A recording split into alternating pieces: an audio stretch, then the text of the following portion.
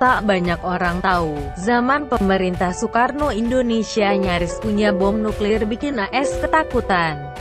Salah satu senjata yang paling menakutkan di dunia adalah bom nuklir. Bom nuklir tidak hanya ledakan saja tetapi memiliki efek radiasi yang ditimbulkan juga sangat berbahaya untuk masyarakat sekitar area ledakan. Indonesia ternyata pernah berusaha membuat bom nuklir sendiri akibat perseteruan dua negara raksasa kala itu, era tahun 1960-an. Setiap negara-negara di dunia pastilah sedang dilanda kecemasan tingkat tinggi. Selesai dengan babakan neraka Perang Dunia II. Masyarakat dunia saat itu saban harinya harus berkeringat dingin mengingat perseteruan dua blok Barat dengan Amerika Serikat, ASDKK, dan Timur dengan Uni Soviet.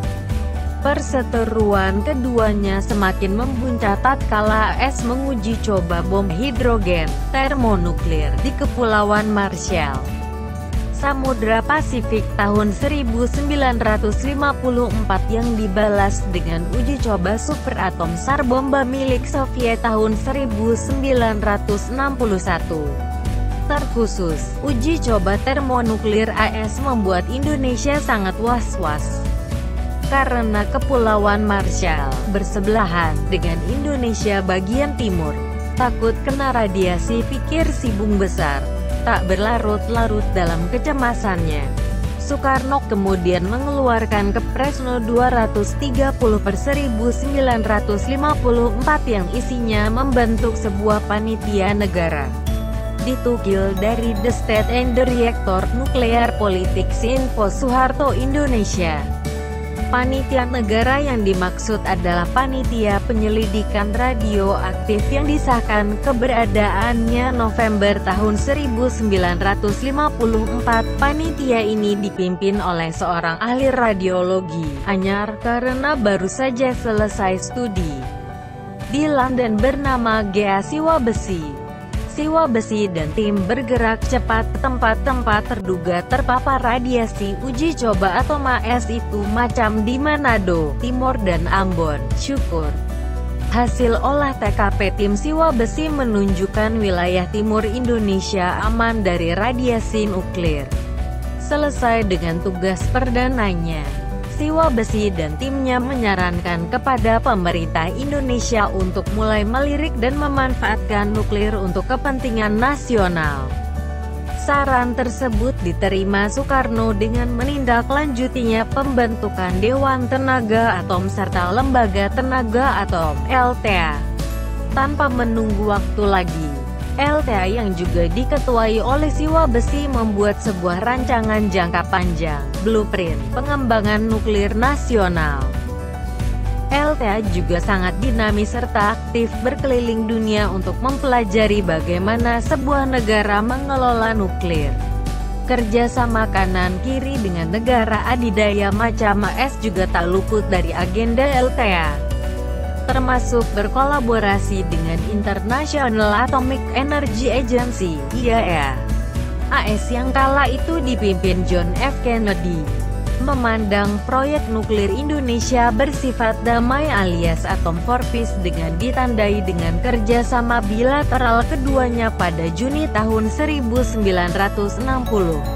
Untung berlapis-lapis Indonesia saat kerjasama itu berjalan. Sudah dapat duit banyak untuk melakukan riset nuklir dalam negeri plus AS juga mengirimkan tenaga ahli pernuklirannya untuk mengajari ilmuwan-ilmuwan Indonesia melakukan pengayaan uranium.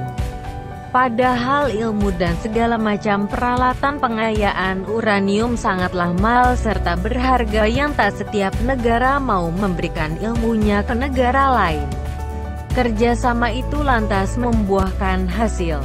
Pada April tahun 1961 Indonesia selesai membangun reaktor nuklir pertamanya yang diberi nama Triga Mark II. Soekarno dan Kennedy yang akrab sehingga program nuklir Indonesia lebih mudah kala itu program nuklir Indonesia semuanya tampak berjalan mulus sampai akhirnya Kennedy ditembak mati. Hilangnya Kennedy membuat hubungan AS Indonesia jadi suram. Program nuklir Indonesia yang didukung Paman Sam jadi tak jelas juntrungnya. Ditambah berkecamuknya Perang Vietnam dan kembalinya Inggris untuk pembentukan Federasi Malaya membuat Soekarno membelokkan program nuklir Indonesia menjadi senjata untuk melawan ancaman asing bila sewaktu-waktu menyatroni Republik China yang pada tahun 1964 berhasil menguji coba bom atom pertamanya menjadi rujukan Soekarno selanjutnya untuk mengubah nuklir Indonesia menjadi bom. Soekarno lantas secara sembunyi-sembunyi mulai mengirim ahli-ahli nuklir dalam negeri didikan AS terdahulu untuk lanjut belajar ke China demi Indonesia mempunyai bom nuklir. AS yang mencium gelagat Indonesia mulai mengembangkan senjata nuklir mulai gelagapan dan tak bisa menghentikan program nuklir Indonesia. Tapi sejarah berkata lain. Program pembuatan bom nuklir Indonesia menjadi tak jelas sampai mana saat kekuasaan Soekarno tumbang, tahun 1965 efek pemberontakan Partai Palu Arit Indonesia.